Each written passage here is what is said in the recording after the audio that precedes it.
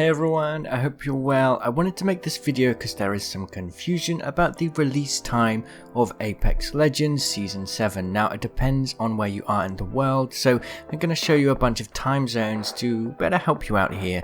But essentially, Apex Legends Season 7 is releasing at 8 PM November for Pacific time. Now this is very different to their usual time. Obviously it's a very important day in America today and yesterday, so that's why. Now here's a look at the time zones across the world. Yes, that means some time zones will have their release in November 5. That's where a lot of the confusion is coming. I also want to talk about my top 5 favorite features coming to this season that people aren't so aware about. Of course, Horizon, the new Olympus, the new Battle Pass, that stuff's obvious, but what about the meta changes? One of my favorite things, Mirage now has a buff to his decoys. They take 45 damage now before being destroyed, which means you can kind of bamboozle people even more. This change could actually be really strong. Of course, it got a change, sort of a buff and a nerf at the same time. Caustic's gas no longer blurs people's vision, which is so needed. It's so frustrating to deal with Caustic like this, but as a buff to help him out here, his gas now does 6 to 12 ticks of damage instead of 4 to 10 ticks, so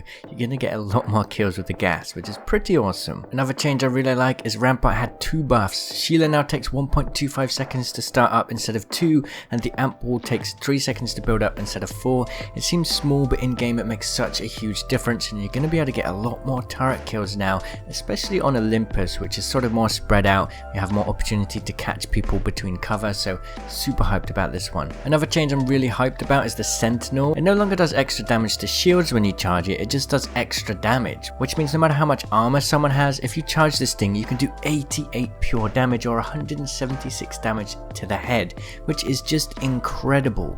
And finally, my last favorite change is the L star. It no longer overheats slower, and you can kind of like tap fire it more effectively without it just kind of glitching out and overheating. This thing could become very powerful if you can just keep tap firing it and you have a big supply of energy ammo, which, oh, well, we may as well talk about it. Loba also has a buff which allows you to just take as much ammo as you want from her ultimate. It doesn't count towards those 2 slots, which is super exciting.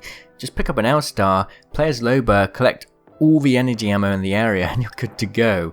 I'm really excited about this season. It's so much fun. You're gonna love it, guys. Thank you for watching. I'll see you in the comments. Cheerio!